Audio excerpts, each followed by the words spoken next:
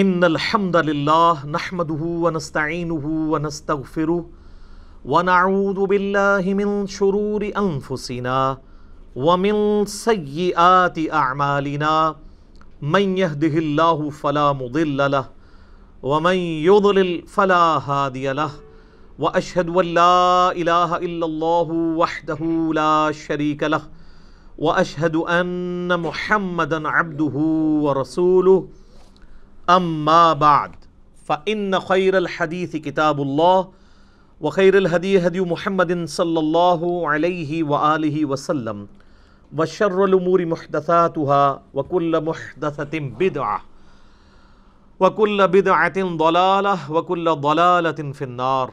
أعوذ بالله السميع العليم من الشيطان الرجيم من همزه ونفخه ونفثه. بسم الله الرحمن الرحيم. رب اشرح لي صدري ويسر لي امري واحلل عقدة من لساني يفقهوا قولي. بسم الله الرحمن الرحيم. ان الله وملائكته يصلون على النبي يا ايها الذين آمنوا صلوا عليه وسلموا تسليما. اللهم صل على محمد وعلى آل محمد كما صليت على إبراهيم وعلى آل إبراهيم إنك حميد مجيد. اللهم بارك على محمد وعلى آل محمد كما باركت على إبراهيم وعلى آل إبراهيم إنك حميد مجيد. اللهم ربنا آتنا في الدنيا حسنة وفي الآخرة حسنة وقنا عذاب النار. لا الہ الا انت سبحانک انی کنت من الظالمین. حسبنا اللہ ونعم الوکیل. یا حی یا قیوم برحمتک استغیث ولا حول ولا قوة الا باللہ العلی العظیم. ربنا آتنا من لدنک رحمة وہیئ لنا من امرنا رشدا. آمین ثم آمین. الحمدللہ آج 3 نومبر 2019 کو سنڈے کے دن بمطابق 5 ربیع الاول 1441 ہجری میں ہماری قرآن کلاس نمبر 3 انشاءاللہ ہوگی، جس میں ہم انشاءاللہ قرآن حکیم کے تعارف کے اعتبار سے جو میں نے علمی پوائنٹس آج تک ڈسکس کیے ہیں، یعنی 20 پچھلی 2 کلاسوں کے اندر، اس سے آگے ہم انشاءاللہ اس کو لے کے چلیں گے. علمی پوائنٹ نمبر 21 سے آنورڈ. علمی پوائنٹ نمبر 21 وہ ہے میرے بھائیوں، قرآن حکیم عربی ادب کی جس کیٹیگری میں فال کرتا ہے اسے ہم کہتے ہیں خطبے کا سٹائل. قرآن حکیم اس طرح کی کتاب نہیں ہے جیسا کہ آپ کوئی بھی دنیاوی رائٹر آپ دیکھیں گے، جب کتاب لکھتا ہے تو وہ چیپٹرز بناتا ہے، ایک مقدمہ لکھتا ہے، پھر آگے ایک ترتیب کے ساتھ چیزوں کو مختلف چیپٹرز کے اندر ایڈریس کرتا ہے، جیسے ونس اپان اے ٹائم والا سٹائل ہے، اور اس میں ایک ربط پایا جاتا ہے. اس طرح کا ربط قرآن حکیم میں نہیں پایا جاتا جہاں تک چیپٹرز کی ترتیب کا تعلق ہے. البتہ چونکہ قرآن حکیم کا جو سٹائل ہے وہ ایک یونیک سٹائل ہے، اور اسے عربی میں آپ سمجھ سکتے ہیں کہ خطبے کا سٹائل ہے. آپ یہ کہہ سکتے ہیں کہ قرآن حکیم collection of divine origins of almighty اللہ ہے. اللہ تعالیٰ کے خطبات، تقریروں کا مجموعہ ہے. ہر صورت ایک کمپلیٹ تقریر ہے، چاہے وہ مختلف اوقات میں نازل ہوئی، لیکن اگر آپ اس خطبے کو پورے کی پوری صورت کو ایز اے خطبہ دیکھیں گے تو آپ کو اس میں ایک مرکزی ٹاپک نظر آئے گا. جیسے ہمارے خطبہ حضرات بھی، چاہے وہ مذہبی لیڈرز ہوں یا پولیٹیکل لیڈرز ہوں، جب بھی تقریر کرتے ہیں تو ان کا ایک مرکزی ٹاپک ہوتا ہے. اس ٹاپک کے ارد گرد ساری گفتگو چلتی ہے. اس ٹاپک کو جب سٹارٹ کرتے ہیں تو ایک تمہید ہوتی ہے، اس کے بعد پھر کچھ مثالیں بھی ادھر ادھر کی بیان کی جاتی ہیں تاکہ جو خطیب ہے وہ اپنے مخاطب کو اپنی طرف اٹریکٹ کر سکے حالات حاضرہ کے پوائنٹ آف ویو سے. اور پھر جب خطبہ کنکلوڈ ہونے لگتا ہے تو جو سب سے زیادہ مرکزی ٹاپک ہے اس کو دوبارہ سے ایڈریس کیا جاتا ہے، کیونکہ بات کنکلوڈ ہو رہی ہوتی ہے. چونکہ قرآن حکیم اللہ تعالیٰ کے خطبات کا مجموعہ ہے، 114 خطبے ہیں، 114 صورتیں جو ہیں، اس کو ذہن میں رکھ کے قرآن حکیم کو پڑھیں گے تو پھر آپ کو بات سمجھ آئے گی کہ یہ سٹائل کیوں ہے۔ اب سورۃ البقرہ جو ہے، اس کا جو مرکزی ٹاپک ہے وہ سابقہ امت مسلمہ یعنی یہودیوں سے جو غلطیاں ہوئیں جن کی وجہ سے انہیں خمیازہ بھگتنا پڑا، تاکہ یہ موجودہ امت مسلمہ ہے جو امت محمدیہ صلی اللہ علیہ وآلہ وسلم، اس کے لیے گائیڈ لائنز بن جائیں کہ تم سے پہلے ایک بڑی لاڈلی میری اور بھی امت تھی جس میں میں نے اپنی کم از کم 3 کتابیں بھیجی، تورات، زبور، انجیل، ہزاروں پیغمبر بھیجے، لیکن جب انہوں نے توحید سے کنارہ کشی اختیار کی، مشرکانہ اوہام ان کے اندر داخل ہو گئے، تو پھر ہم نے اس چیز کی پرواہ نہیں کی ہے کہ 3 کتابیں ان میں نازل ہوئی تھیں اور ہزاروں پیغمبر نازل ہوئے تھے، حتیٰ کہ وہ خود پیغمبروں کی اولاد بھی تھے بنی اسرائیل۔ پھر ضربت علیہم الذلہ والمسکنہ، پھر ہم نے ان کے اوپر ذلت اور مسکنت مسلط کر دی، اور اس میں بھی ٹاپ آف دا لسٹ بنی اسرائیل کو، یہودیوں کو ایڈریس کیا گیا۔ اس سے اگلی سورت سورہ آل عمران کے اندر مرکزی طور پر ایڈریس کیا گیا ہے کرسچنز کو، اور مضامین بھی بیان ہوئے ہیں لیکن مرکزی ٹاپک ہی ہے۔ اس لیے آپ دیکھیں جتنی بھی صورتیں ہیں ان کا آغاز بھی بڑا جاندار ہوتا ہے۔ سورۃ البقرہ ہی دیکھ لیں، الف لام میم ذالک الکتاب لا ریب فیہ، یہ وہ کتاب ہے جس میں شک کی کوئی جگہ نہیں ہے۔ اس کا صحیح ترجمہ ہے اس میں شک کی جگہ ہی نہیں ہے۔ ھدی للمتقین، ان لوگوں کے لیے ہدایت ہے جو ڈر جانے والے ہیں، یعنی جو زندگی میں اپنی عقل استعمال کر کے ایک دفعہ ضرور اس رزلٹ پہ پہنچتے ہیں کہ ساری کی ساری کائنات جس نظام کے تحت چل رہی ہے وہ نظام کسی کے بنانے سے بنا ہے۔ God is the only explanation of all the physical phenomena in this universe۔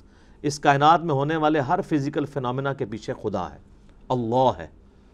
پھر وہ ڈر جاتے ہیں کہ وہ اللہ جس نے ہماری مرضی کے بغیر ہمیں پیدا کیا ہے، وہ ہمارے ساتھ کچھ بھی کر سکتا ہے، اس کی طرف رجوع لاتے ہیں، غیب پر ایمان لاتے ہیں، نماز پڑھتے ہیں، اس کے دیے ہوئے رزق میں سے اس کی راہ میں خرچ کرتے ہیں۔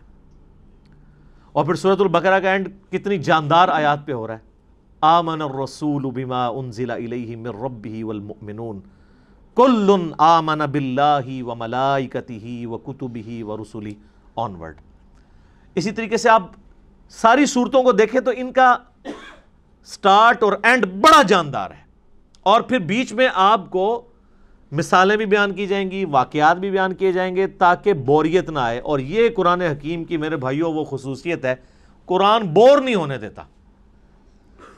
یہ نہیں ہے کہ اب سورۃ البقرہ شروع ہوئی ہے تو صرف یہودی ایڈریس ہو رہے ہوں گے یا ان کی کوئی ایک چیز خاص ایڈریس ہو رہی ہوگی، نہیں، اس میں کچھ مثالیں بھی بیان ہوں گی، کچھ واقعات بھی بیان ہو جائیں گے اس سے پہلے کے، پھر اس کے بعد ایک کنکلوژن نکالا جائے گا، پھر گائیڈ لائنز ہوں گی، یونیورسل ٹروتھ آئیں گے۔ 7 یونیورسل ٹروتھ سورہ بقرہ میں آئے ہیں، بنی اسرائیل کے واقعات کو اللہ تعالیٰ نے ایڈریس کر کے ہر واقعے کے بعد ایک یونیورسل ٹروتھ بیان کیا ہے کہ یہ میرا رول ہے، جو یہ کرے گا چاہے وہ جو کوئی بھی ہو اس کے ساتھ یہ ہو جائے گا۔ اس لیے قرآن حکیم میں انسان کا انٹرسٹ لوز نہیں ہوتا، بشرطے کہ قرآن پڑھتے ہوئے آپ کو یہ بات سمجھ آئے کہ قرآن کس سٹائل میں لکھا گیا ہے، کس سٹائل میں نازل ہوا ہے۔ مولانا مودودی رحمہ اللہ تعالیٰ نے جو تفہیم القرآن کا مقدمہ لکھا ہے نا، وہ مقدمہ ہی اسی کے اوپر ہے کہ ہمارے عام نوجوان بڑے شوق سے قرآن ترجمے والا لے کے بیٹھتے بھی ہیں، تب بھی ان کو کئی ایک باتیں، ان کو قرآن میں ایک تو ربط نظر نہیں آتا، کیونکہ ہم تو ان کتابوں کے عادی ہیں نا جو انسانوں کی لکھی ہوئی کتابیں ہیں، وہ تو ایک سیکوینس سے چل رہی ہوتی ہیں، ان کا سٹائل ڈیفرنٹ ہوتا ہے، وہ بکش سٹائل ہوتا ہے۔ قرآن کا سٹائل بکش نہیں ہے، قرآن کا سٹائل جو ہے وہ ہے خطبے کا، ایڈریس کرتا ہے آپ کو۔ اسی لیے مولا علی رضی اللہ تعالیٰ عنہ علیہ السلام کا قول ہے کہ جب میں نے اللہ سے گفتگو کرنی ہوتی ہے تو میں نماز پڑھتا ہوں، اور جب میری خواہش ہوتی ہے کہ میرا اللہ مجھ سے گفتگو کرے تو میں قرآن پڑھتا ہوں۔ آپ قرآن کو کبھی ترجمہ اکیلے بیٹھ کے سنیں تو آپ کو لگے گا کہ اللہ آپ سے مخاطب ہو رہا ہے۔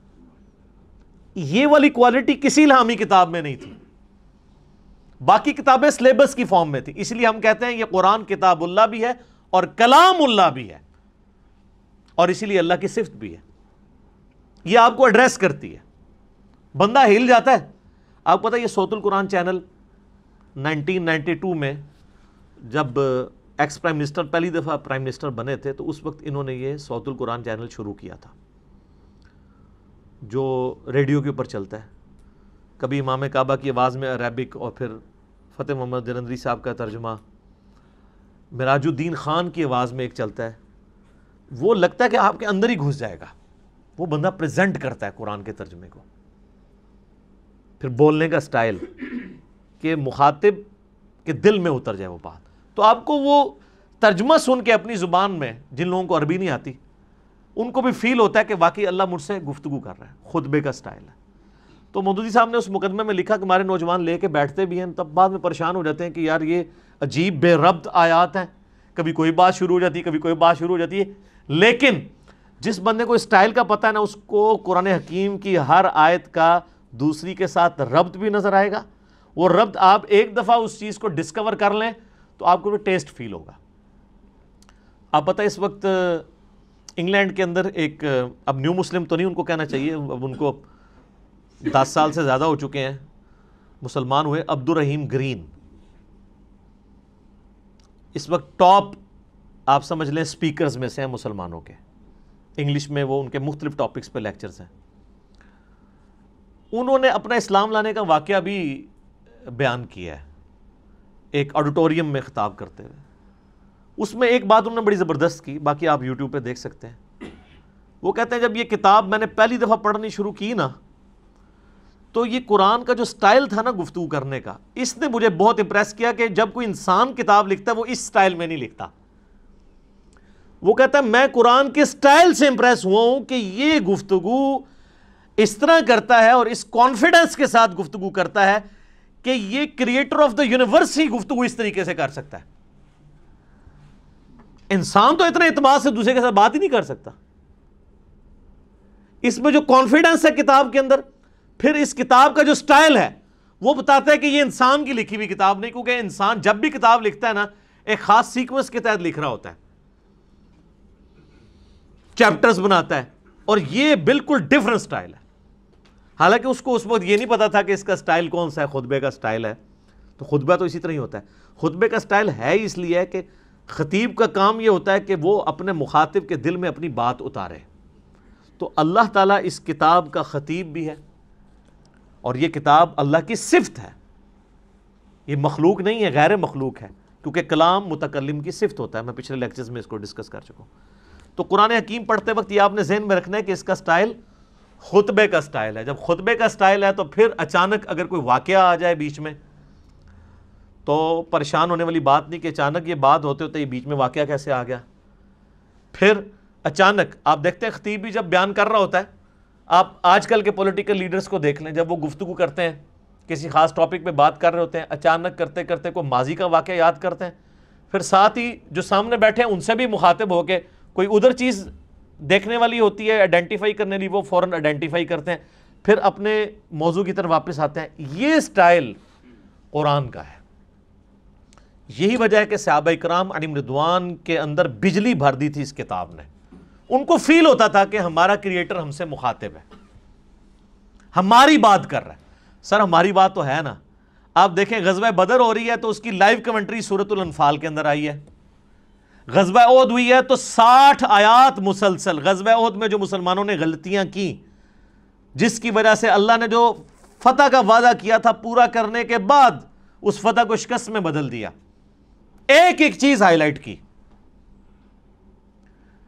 سورہ الاحزاب کے اندر غزوہ خندق کی لائیو کمنٹری آئی ہے. اسی طریقے سے سورہ توبہ کے اندر غزوہ تبوک کی پوری ڈیٹیلز آئی ہیں, اتنی ڈیٹیل کے ساتھ. نبی علیہ السلام کی مبارک زندگی کا آخری جو تھا غزوہ, کس طریقے سے مسلمانوں کو اس جد و جہد کے اندر گزرنا پڑ رہا تھا, منافقوں کو فیس کرنا پڑ رہا تھا. اہل ایمان اور منافقین میں فرق کے لیے وہ بہت کریٹیکل سچویشن تھی غزوہ تبوک کی. اور اس وقت بڑے بڑے جو اپنے آپ کو سمجھتے تھے ہم ایمان والے تھے, ان کے بھی پاؤں لڑکھڑا گئے تھے. ظاہر ہے وہ سپر پاور سے ٹکرانا تھا, رومن امپائر سے جا کے. تو یہ ساری کی ساری چیزیں آپ کو پڑھنے کے بعد آپ اس زمانے میں پہنچ جائیں گے، اور پھر آپ یہ فیل کریں کہ آپ اس زمانے کے اندر ہوں اور آپ کا رب آپ سے گفتگو کر رہا ہو۔ اب اس میں تو اسی طرح ہی ہوتا ہے نا، یا ایھا الذین آمنوا جب ہمیں کہا جا رہا ہوتا ہے تو وہ تو 1400 سال پہلے کہا جا رہا ہوتا ہے، لیکن ان میں تو وہ لوگ موجود تھے جنہوں نے وہ غلطیاں کی ہوئی تھی جن کی وجہ سے اللہ ان کو مخاطب کر رہا تھا، تو ان پہ اس چیز کی جو کیفیت طاری ہوتی تھی نا، وہ آج اس لیول کی کیفیت کبھی طاری نہیں ہو سکتی، لیکن اس کے قریب قریب ضرور ہے۔ میرے ایک دوست بتانے لگے، ان کے جاننے والوں کی نا انگلینڈ کے اندر ایک شاپ ہے، تو وہ کہتے ہیں ہم نے نا پورا دن نا ایک قرآن کی تلاوت اور ترجمہ لگایا ہوتا تھا، ایک انگلش میں بھی ریکارڈنگ ہوئی ہوئی ہے، وہ بھی صوت القرآن چینل کے اوپر کبھی کبھار چلتی ہے۔ ویسے یہاں پہ جو رفاح یونیورسٹی ہے نا اسلام آباد میں، تو ان کا 24 گھنٹے قرآن کا چلتا ہے چینل، وہ آلموسٹ 3-4 دن میں قرآن پاک مکمل کر دیتے ہیں۔ تو اس میں ایک انگلش ترجمہ ہے، اس میں عربی کی آواز مشاری راشد کی ہے، اور انگلش ترجمہ جو ہے نا وہ اتنی زبردست آواز میں ہے، جس کو انگلش سمجھ آتی ہے تو وہ لگتا ہے کہ خدا آپ سے مخاطب ہے اور آپ کے دل میں اترتا ہے۔ تو کہتے ہیں انہوں نے اپنی دکان پہ وہ ترجمہ لگایا ہوتا تھا، کہتے ہیں جب کوئی نان مسلم بھی کسٹمر آتا تھا نا تو وہ ایک بار ٹھٹک کے سننا شروع کر دیتا تھا، اور کئی کسٹمرز نے کہا کہ آپ اس کو بند کر دیں، کیونکہ اس کو سننے سے ہمارے اوپر اثرات ہو رہے ہیں۔ ظاہر ہے جب دنیا کی بے ثباتی کا بیان ہو رہا ہو، مرنے کے بعد جی اٹھنے کا بیان ہو رہا ہو، اللہ کو آپ اکاؤنٹیبل ہیں، پھر آپ اپنی مرضی کی زندگی تو نہیں گزار سکتے۔ میری خواہشات اور میری ذات کے درمیان سب سے بڑی رکاوٹ کون ہے؟ اللہ۔ اگر اللہ کو میں نکال دوں تو میں اپنی مرضی کی زندگی گزار سکتا ہوں۔ اس لیے آپ دیکھیں گے جتنے ایتھیسٹ ہیں، منکرین خدا ہیں، وہ بیسیکلی منکرین خدا نہیں ہوتے ہیں، بلکہ وہ اپنی مرضی کی زندگی گزارنا چاہتے ہیں۔ اس لیے پھر اس کے لیے پہلی شرط یہ ہے کہ خدا کو بیچ میں سے نکال دیں، ورنہ یہ تو ہر وقت لٹکتی ہوئی تلوار ہے خدا کا کانسیپٹ، کہ آپ اکاؤنٹیبل ہیں کسی کو، آپ کی جواب دہی ہونے والی ہے مرنے کے بعد۔ تو یہ قرآن حکیم کا خطبے کا سٹائل ہے، یہ قرآن پڑھتے وقت یہ چیز ذہن نشین ہونی چاہیے۔ علمی پوائنٹ نمبر 22 وہ ہے میرے بھائیوں، قرآن حکیم کا جو ایک ڈیوائن میوزک ہے، اس کے اندر ملکوتی غنا ہے، جو ایک آپ شاعری تو اسے نہیں کہہ سکتے، لیکن ہم وزن ہے آیات۔ الرحمن علم القرآن خلق الانسان علمہ البیان۔ آپ دیکھتے ہیں یہ ایک جتنی بھی نہیں ہے، لیکن ان میں ایک ڈیوائن میوزک، ملکوتی غنا، ایک صوتی آہنگ پایا جاتا ہے۔ یہ جو قرآن حکیم کا سٹائل ہے یہ کوئی شاعری والا نہیں ہے، کیونکہ شاعری کے اندر ردیف قافیے جو ہیں وہ بالکل برابر ایک طرح چل رہے ہوتے ہیں، قرآن حکیم میں تو ایسے نہیں چل رہے۔ ایون ملکوتی غنا ہوتا ہے لیکن الفاظ ڈیفرنٹ کے ساتھ، جیسے سورۃ الفاتحہ آپ دیکھ لیں، الحمدللہ رب العالمین الرحمن الرحیم۔ اب رب العالمین میں نون ہے، الرحمن الرحیم کے اینڈ پہ میم ہے، الفاظ تو مختلف ہیں۔ اگر شاعری ہوتی تو یہاں بھی نون ہی ہوتا، لیکن اگلی آیت مالک یوم الدین واپس اسی سٹائل میں۔ تو یہ شاعرانہ کلام بھی نہیں ہے، لیکن اس میں ایک ربط بھی ہے، وہی ربط عرب کے لوگوں کو اٹریکٹ کرتا تھا۔ اگر قرآن حکیم نثر کی فارم میں ہوتا تو اس کی اٹریکشن نہ ہوتی اس طرح کی جو اس کی وجہ سے ہے، اور اسی وجہ سے ہم قرآن حکیم کو طرز لگا کے پڑھ بھی لیتے ہیں، ورنہ قرآن حکیم کی جو آپ قاریوں کی اتنی طرزیں پیاری پیاری سنتے ہیں، یہ کبھی طرز لگا ہی نہ سکتے اگر اس کا نثر کا سٹائل ہوتا تو۔ اور یہ طرز لگانے کا حکم ہے، بخاری اور مسلم میں حدیث ہے، نبی صلی اللہ علیہ وآلہ وسلم نے فرمایا جو قرآن کو ترنم سے نہ پڑھے وہ ہم میں سے نہیں ہے۔ یہ نہ سمجھیے گا کہ یہ لوگ شوقیہ پڑھ رہے ہوتے ہیں، نبی علیہ السلام خود بھی ترنم سے قرآن پڑھا کرتے تھے، بخاری مسلم میں کئی احادیث ہیں، حتیٰ کہ بخاری میں ایک حدیث ہے، نبی صلی اللہ علیہ وآلہ وسلم نے فرمایا اللہ تعالیٰ اپنی مخلوقات میں سے سب سے زیادہ شوق کے ساتھ وقت کے پیغمبر کی آواز کو سنتا ہے جب وقت کا پیغمبر ترنم کے ساتھ قرآن پڑھ رہا ہوتا ہے، اپنی کتاب پڑھ رہا ہوتا ہے۔ اللہ تعالیٰ اس چیز کو شوق سے سنتا ہے۔ آپ عرب کے قاریوں کو دیکھیں نا، اور میں کہتا ہوں آج کے دور میں جیسے کہ مشاری راشد نے ایک عام مسلمان کے دل میں قرآن حکیم کی محبت پیدا کی ہے نا، وہ یقیناً ان کا خاصہ ہے۔ دیکھیں یہ فیلڈ ہے نا، قرآن حکیم کی ایک فیلڈ ہے کہ ایک بندہ اچھی عربی جانتا ہو، اچھی تفسیر کر لے، یہ ایک فیلڈ ہے۔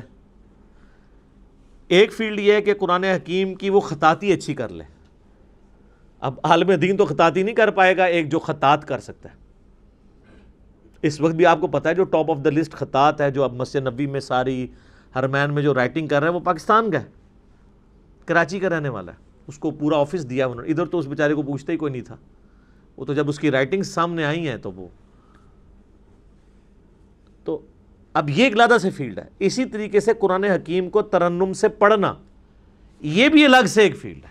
ایک تو ترنم وہ ہے جو مولوی لگاتے ہیں، قرآن بالکل غلط پڑھ رہے ہوتے ہیں، صرف ترنم ہی ہوتا ہے اس میں، اور گانے کی طرز پہ پڑھ رہے ہوتے ہیں۔ گانے کی طرز پہ اس لیے کہ وہ قرآن حکیم کے جن الفاظ کو کھینچنا ہے ان کو نہیں کھینچتے، اور جن کو کھینچنا چاہیے ان کو مختصر پڑھ دیتے ہیں۔ قرآن حکیم کی طرز ہر بندہ تو نہیں لگا سکتا جب تک وہ قرات کے اصولوں سے واقف نہیں ہے کہ کس لفظ کو آپ کھینچ کے پڑھ سکتے ہیں، یعنی لمبا کر کے، اور کسی کو لمبا نہیں کر سکتے۔ اسی لیے آپ دیکھیں گے علماء حضرات اکثر جو قاری نہیں ہوتے، جب وہ قرآن پڑھ رہے ہوں گے نا تو بالکل غلط قرآن پڑھ رہے ہوتے ہیں، زبر زیر ٹھیک پڑھ رہے ہوں گے، اور بعض تھوڑے بہت ایسے ہوں گے جو پروناؤنس بھی صحیح کر لیں گے۔ ویسے تو عموماً وہ لگتا ہے پنجابی میں ہی قرآن پڑھ رہے ہیں، عربی ان کو آتی ہوتی ہے لیکن عربی پروناؤنس نہیں صحیح کرنی آتی۔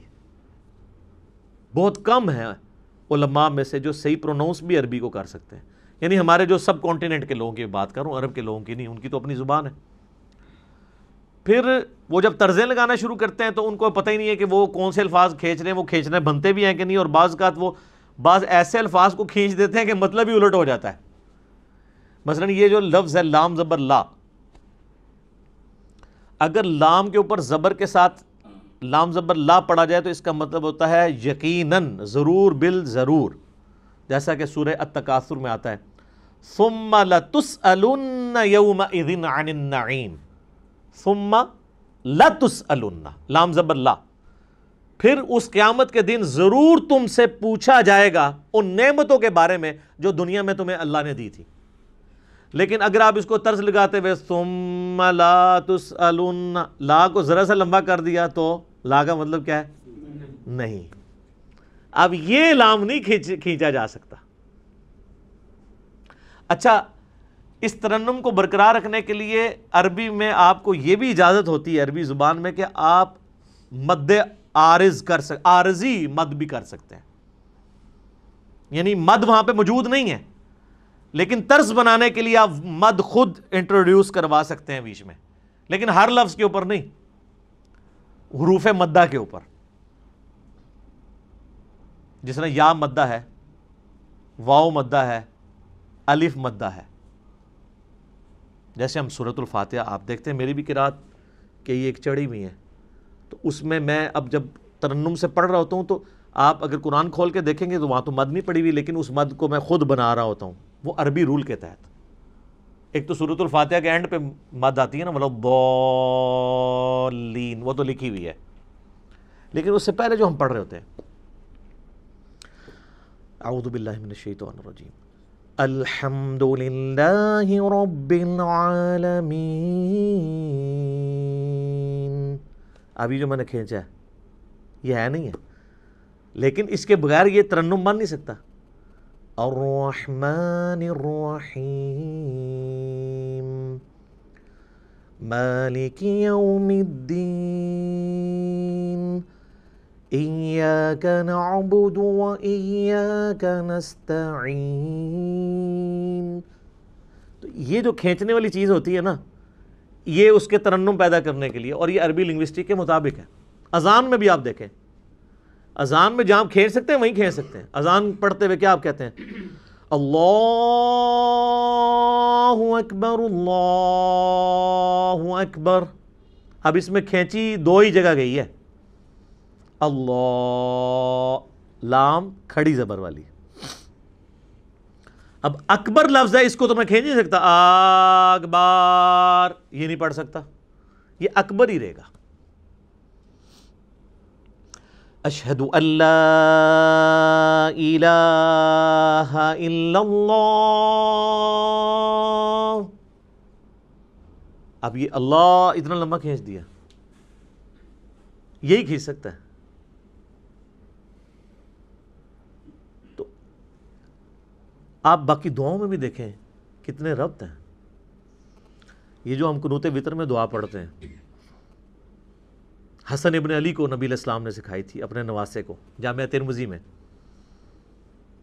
اللہم اہدنی فی من ہدیت وعافنی فی من عافیت وتولنی فی من تولیت وبارک لی فی ما اعطیت وقنی شر ما قضیت. دیکھا کیسی ٹون ہے اس میں، دعاؤں میں بھی آپ کو نظر آئے گی. قل اعوذ برب الفلق من شر ما خلق ومن شر غاسق اذا وقب. لمبائی ڈیفرنٹ ہو گئی ہے لیکن اس کی جو ملکوتی غنا ہے وہ برقرار ہے. اصل بعض صورتیں ایسی ہیں جن میں جو شاہکار ہیں عربی لنگوسٹک کا، سورہ مریم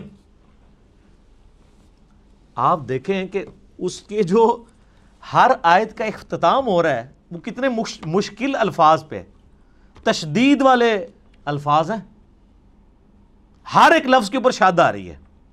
کمال نہیں ہے؟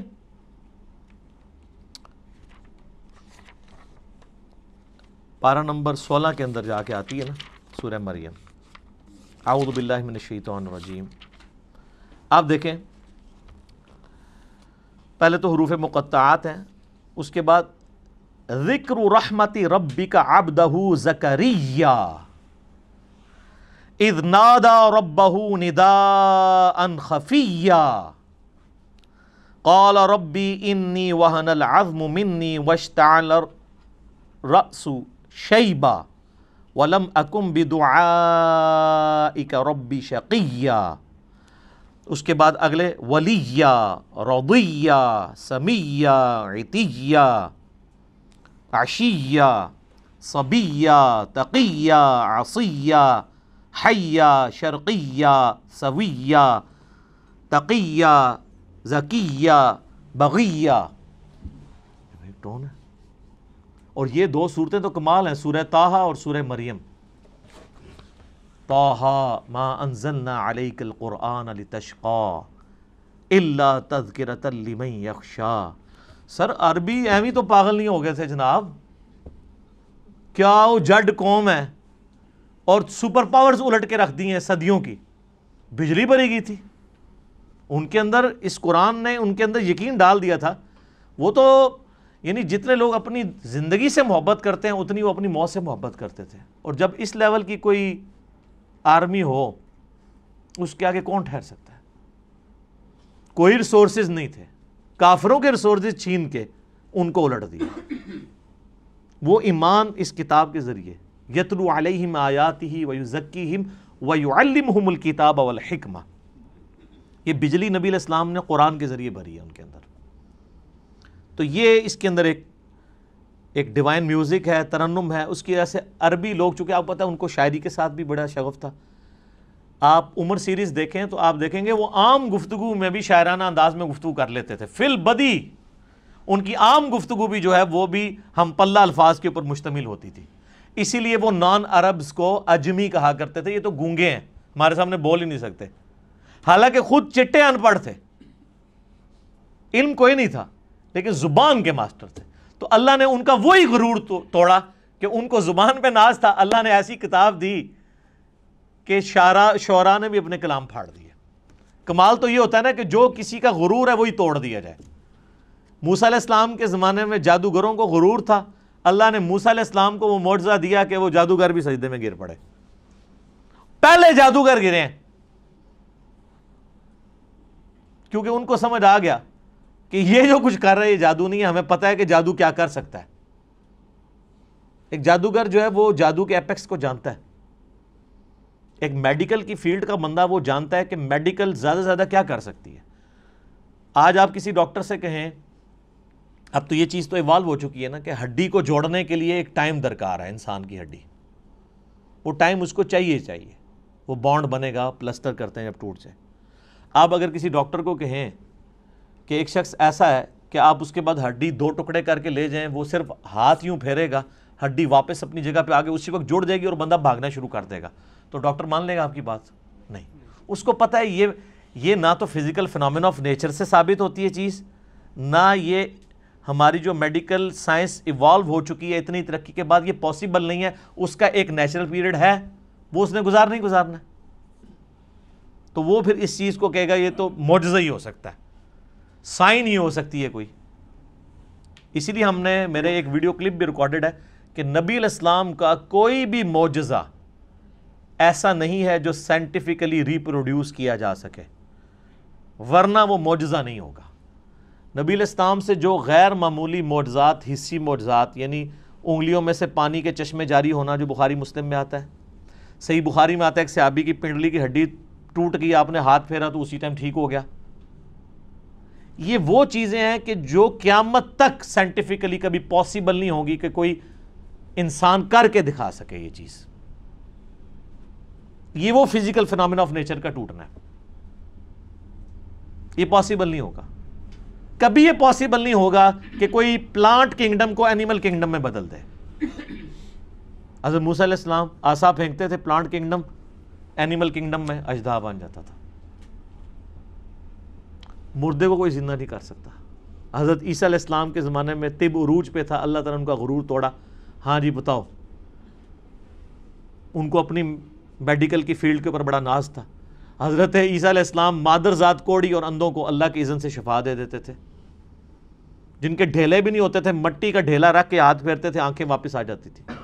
سر جس کی آنکھیں کام نہ کرتی ہو اس پہ ہاتھ پھیرنے سے کیا پوری دنیا بھی پھیر دیں تو اس کی بینائی نہیں آتی, اور ایک مٹی کا ڈھیلا ایک بندہ رکھتا ہے اور ہاتھ پھیرتا ہے اور وہ آنکھ بن جاتی ہے. آج بھی آپ میڈیکل کی فیلڈ وہ کہیں گے یہ امپاسبل ہے. تو معجزہ خواہ کسی بھی پیغمبر کا ہو وہ ریپروڈیوس نہیں ہو سکتا اگر وہ واقعی معجزہ ہے, کہانی نہ ہو, معجزہ ہو, نہیں ہو سکتا. قرآن حکیم میں داؤد علیہ السلام کے بارے میں آتا ہے لوہا ان کے ہاتھوں پہ نرم تھا, اور لوہے پہ ہاتھ رکھتے تھے, آٹے کی طرح اسے گوندھ دیتے تھے, زیرہ بناتے تھے. تو آپ سمجھ سکتے ہیں میڈیکلی اب یہ چیز ثابت ہے کہ کم از کم 1500 ڈگری سینٹی گریڈ چاہیے لوہے کو اس فارم میں لانے کے لیے کہ جس میں آپ مولڈ کر سکیں, اور اگر لے آئیں گے تو اس پہ ہاتھ کوئی نہیں لگا سکتا, اور وہ ٹھنڈے لوہے کے اوپر یوں ہاتھ پھیرتے ہیں اور وہ یوں مولڈ ہو جاتا ہے. یہ وہ معجزہ, یہ ریپروڈیوس نہیں کبھی ہو سکے گا. موسیٰ علیہ السلام نے عصا مارا ہے سمندر کے اندر, اسی ٹائم سمندر پھٹ کے دونوں طرف پہاڑوں کی شکل میں قرآن میں آتا ہو گیا اور بیچ میں راستہ بن گیا. سر یہ معجزہ کبھی نہیں کوئی کر کے دکھا سکتا, ورنہ پیغمبروں کی جو نبوت ہے وہ سٹیک پہ لگ جائے گی اگر غیر پیغمبر بھی فزیکلی سائنٹیفکلی کسی بھی طریقے سے اس چیز کو ریپروڈیوس کر سکے. یہ امپاسبل ہوگا. لیکن الوہین جو ہے, آنکھوں کو دھوکہ دینا, وہ اس زمانے میں بھی تھا, اب بھی ہے, قیامت تک رہے گا. فزیکلی کوئی نہیں کر کے دکھا سکتا. یہ آپ کو جو ڈیوڈ کاپر فیلڈ کے بارے میں ویڈیوز ملتی ہیں, کبھی وہ پانی پہ چل رہا ہے, کبھی دیوار پہ اوپر چڑھ رہا ہے, اس کی میکنگ بھی ساتھ ہی انہوں نے یوٹیوب پہ چڑھا دی ہوئی ہے کہ وہ سارا نظر کا دھوکہ ہوتا ہے. وہ ویڈیو کیمرے کے ذریعے فلمائی ہوتی ہیں ساری چیزیں. وہ جو پانی پہ چل رہا ہوتا ہے تو نیچے انہوں نے وہ شیشے کا بہت بڑا ٹیبل رکھا ہوا ہے, ٹرانسپیرنٹ, جو نظر نہیں آتا, وہ اس کے اوپر چل رہا ہوتا ہے. اس لیے آپ دیکھیں گے وہ پانی پہ چل رہا ہوتا ہے تو نیچے لوگ اس کے نیچے سے یوں تیر رہے بھی ہوتے ہیں, کیونکہ وہ شیشے کے اوپر چل رہا ہوتا ہے. وہ شیشہ اتنا ٹرانسپیرنٹ ہے کہ وہ پانی میں نظر ہی نہیں آتا. وہ جب سائڈ سے دکھاتے ہیں ٹیبل تو پھر نظر آ جاتا ہے. اور شکر ہے کہ یہ پاکستان میں نہیں, ورنہ اولیاء اللہ کے سردار بن جاتا ہے ڈیوڈ کاپر فیلڈ. ہاں, اسٹیچو آف لبرٹی غائب کر دیتا ہے, وہ کیمرے میں غائب کرتا ہے, فزیکلی نہیں کر سکتا. اور سر دیکھیں اتنا ایماندار ہے, وہ بھی بے ایمان نہیں ہے, وہ بھی اسے یہ نہیں کہتا کہ میں فزیکلی کروں, وہ کہتا ہے ایلوژن, آنکھوں کا دھوکہ. اتنی غیرت اس کو بھی ہے کہ وہ ایلوژن کہتا ہے اسے, اپنی کرامت بزرگی یہ نہیں کہتا. جو تہاڑے بزرگاں نو ایڈی بھی تمیز نہیں, جھوٹ مار جاندے نے. اس لیے آپ دیکھیں سارے بزرگ فیل ہیں. اب کدھر گئی آپ کی کرامتیں جی؟ اور یہ ایک بزرگ نے حکم دیا, وہ جوتی وہاں میں اڑتی اڑتی اس کے سر پہ لگی. اون کتنے جوتیاں تھوڑیاں ریٹائر ہو گئی ہیں نا, یا وہ جوتیاں تھلے انجن لگے ہوئے خراب ہو گئے نا. پہلے بھی کوئی نہیں تھا, کہانی تھی. یہ کہانیاں چل رہی ہوتی ہیں. معجزات, کرامات, استدراج, اس سارے ٹاپکس کے اوپر میرا مسئلہ number 131A B C D 4 recorded ہیں, وہ آپ دیکھ لیں.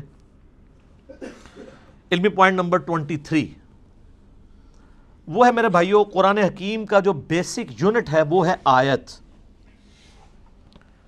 عربی میں ہم اسے کہتے ہیں آیتن. جو آیت کے اینڈ کے اوپر وہ تا تھی جو ختم ہوتے اس کے نقطے بھی اڑ گئے, اب صرف گول دائرہ ہی رہ گیا, چونکہ وہ سمبل کے طور پہ تھا نا. ویسے وہ تا ہوتی ہے, گول تا, نشانی کے طور پہ.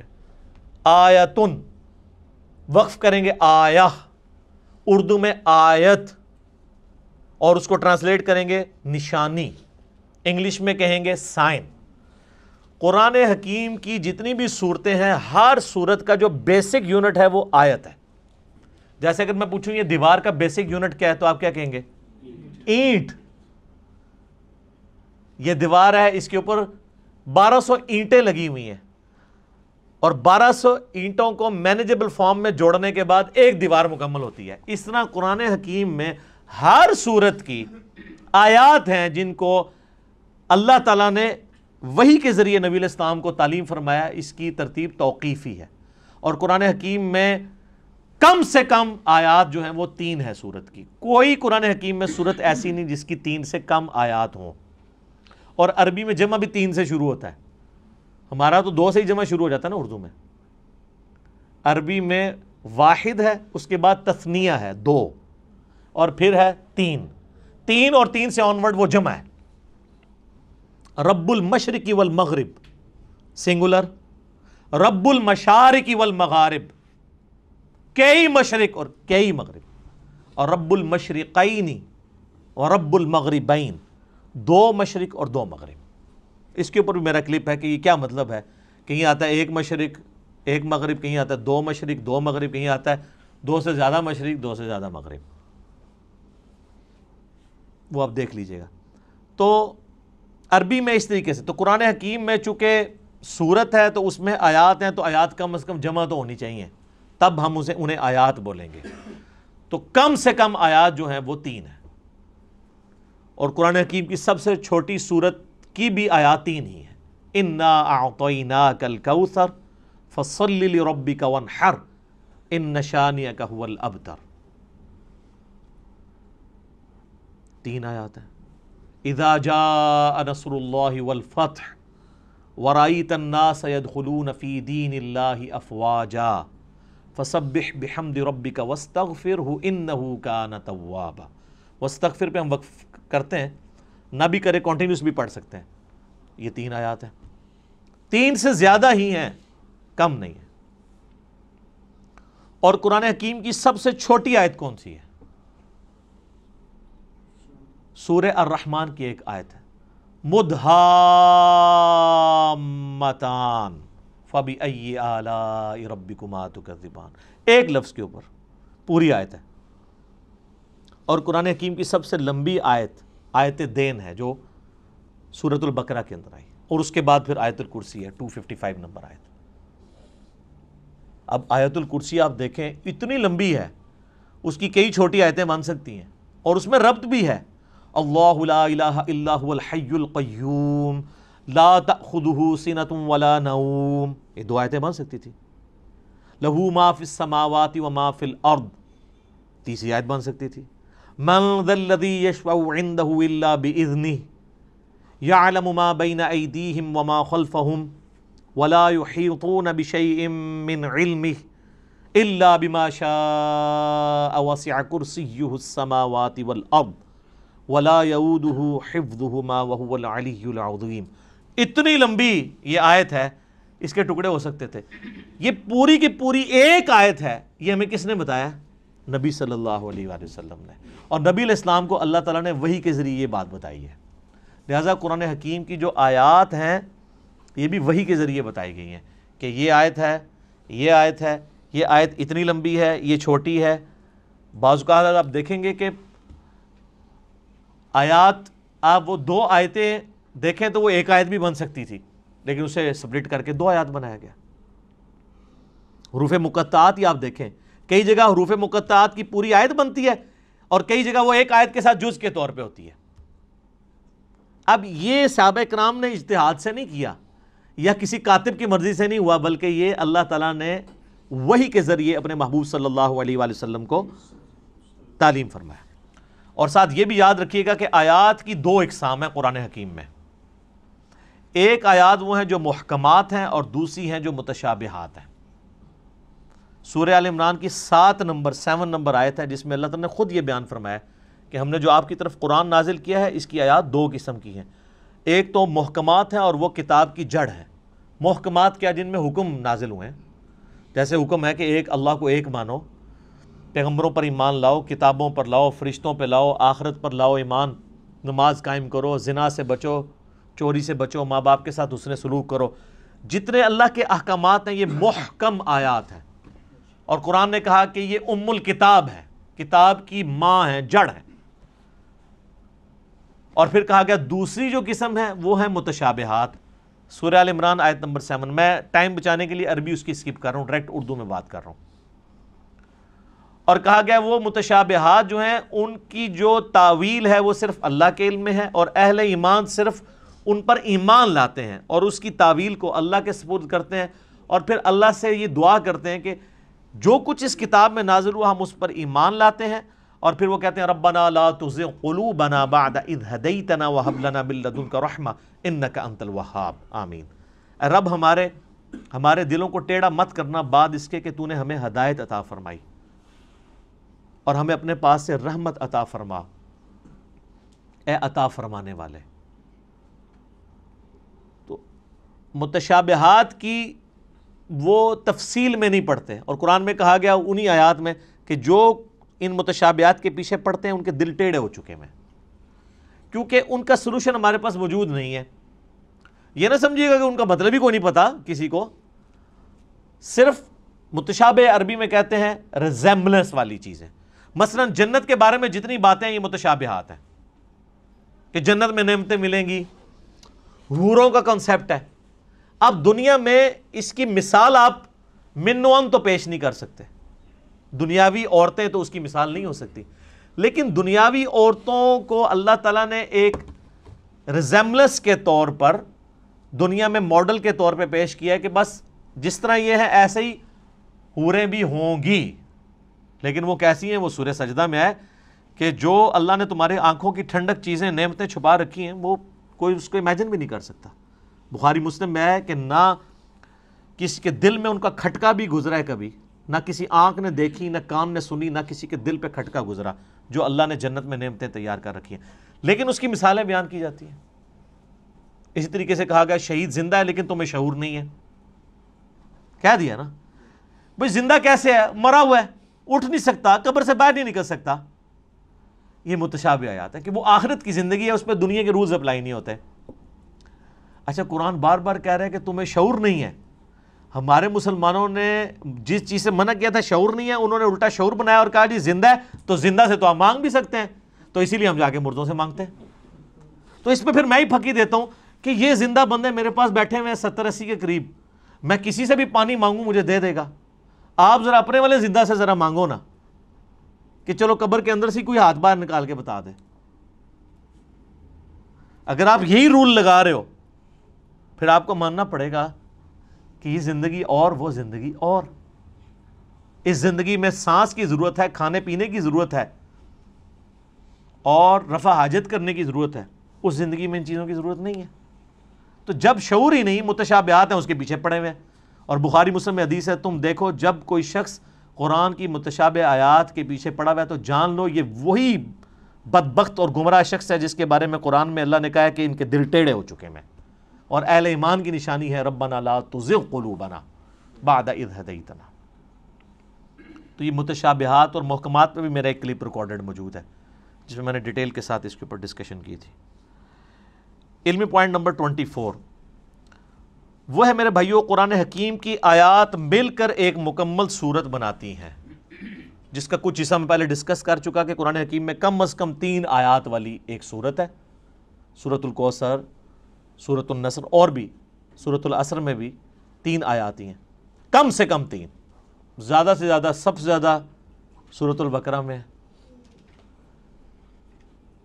286. تو آیات مل کے مکمل صورت بناتی ہیں. بیسک یونٹ آیت اور اس کا مکمل جب خطبہ ہوتا ہے تو وہ صورت. علمی پوائنٹ نمبر 25 وہ ہے میرے بھائیو، قرآن حکیم میں کل 114 صورتیں ہیں جن کی ترتیب توقیفی ہے۔ نبی علیہ السلام نے بتایا ہے کہ پہلی سورۃ الفاتحہ ہے، دوسری سورۃ البقرہ ہے، تیسری سورہ آل عمران ہے، چوتھی سورہ نساء ہے، پانچویں سورۃ المائدہ ہے، چھٹی جو ہے وہ سورۃ الانعام ہے، آنورڈ کرتے کرتے 12 نمبر سورۃ الاخلاص ہے، 113 سورۃ الفلق ہے اور 114 سورۃ الناس ہے۔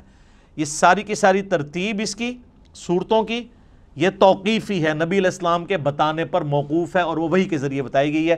اور بخاری مسلم میں آتا ہے، صحابہ اکرام کہتے ہیں نبی علیہ السلام کے ساتھ حضرت جبرائیل دورہ قرآن کیا کرتے تھے۔ صحابہ نے نہیں دیکھا، نبی علیہ السلام کے بتانے پہ کہ نبی علیہ السلام نے بتایا کہ جبرائیل علیہ السلام میرے ساتھ ہر سال آ کے جو ہے وہ دورہ قرآن، جتنا قرآن نازل ہوتا تھا اس کو رپیٹ کرواتے تھے، اور جس سال آپ کی وفات ہوئی اس سال 2 دفعہ رپیٹ کیا رمضان میں،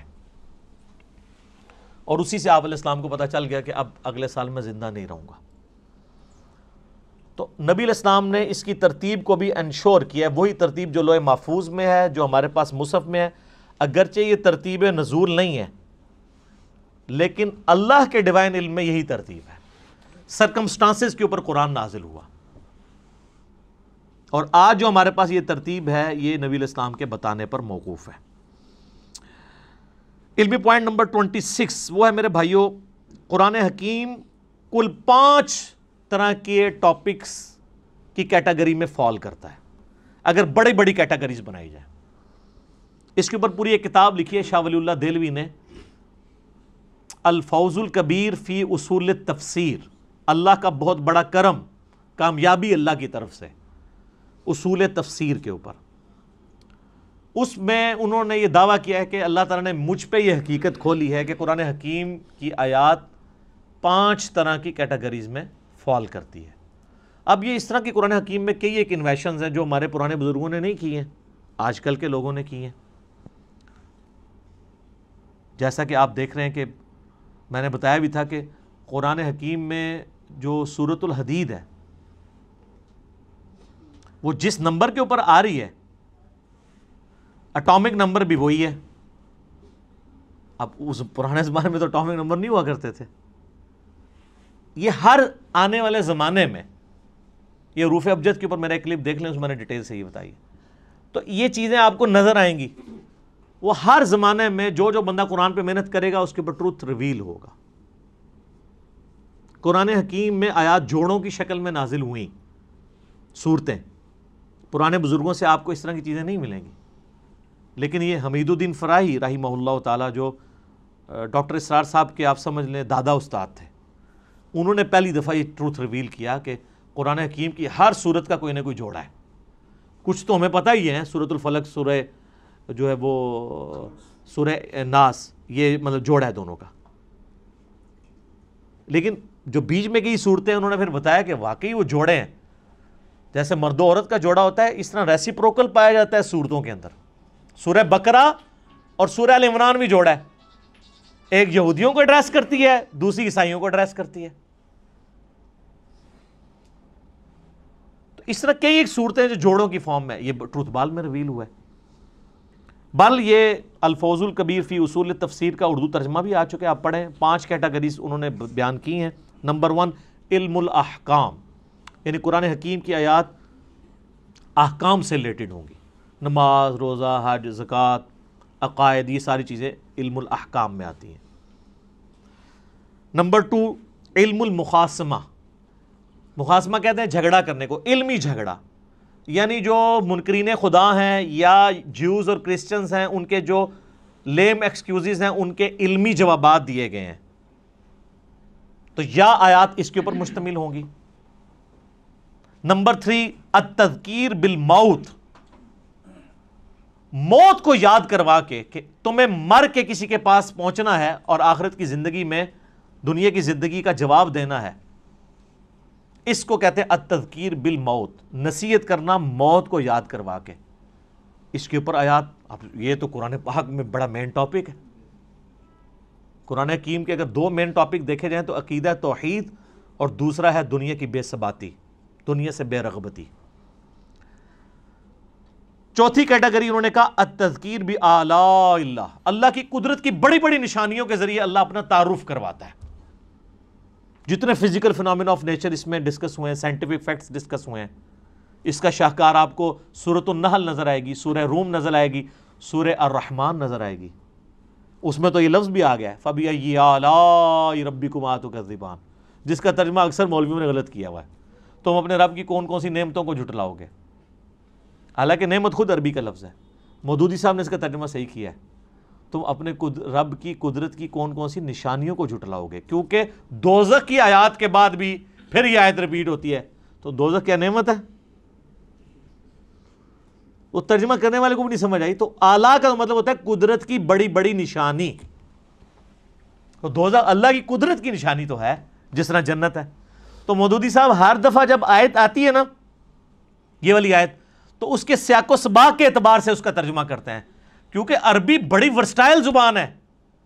عربی میں ایک لفظ اگر سیاق و سباق میں آپ مختلف جگہ بیان کریں گے تو وہ اپنا وہ والا مطلب بیان کرے گا.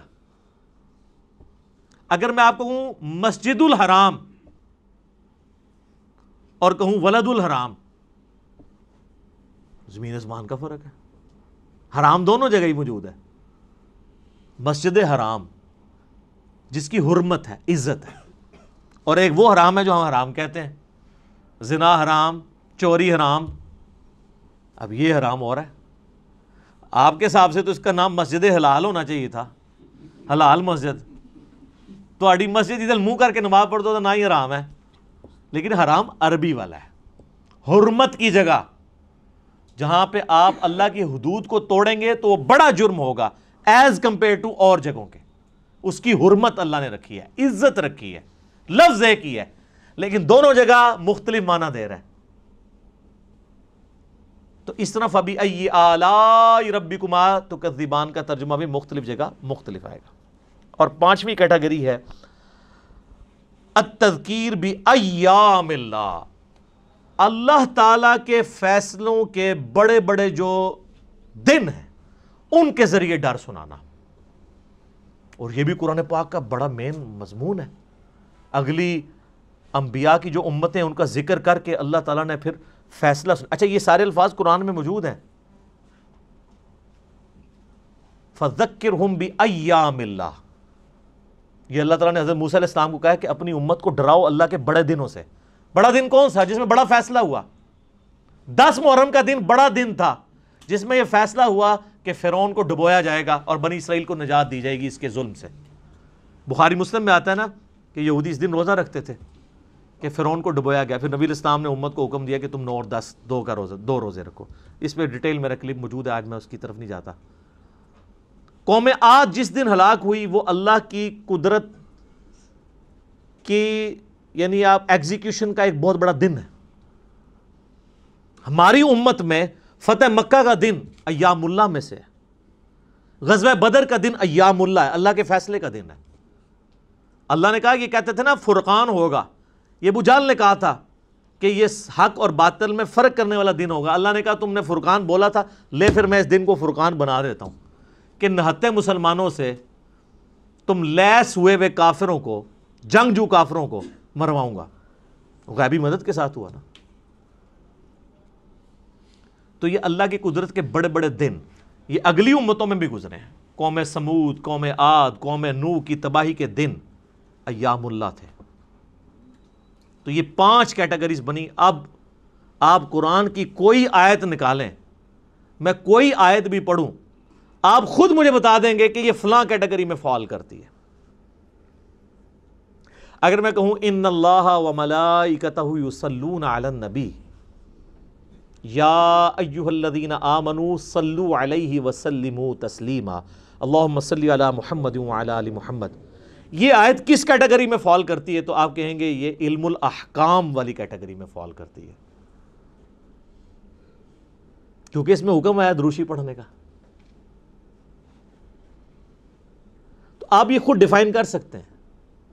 کوئی بھی آیت آپ کنسیڈر کریں گے آپ فوراً پہنچ جائیں گے یار یہ آیت فلاں کیٹیگری میں فال کرے گی. افلا يعلم اذا بعثر ما في القبور وحصل ما في الصدور.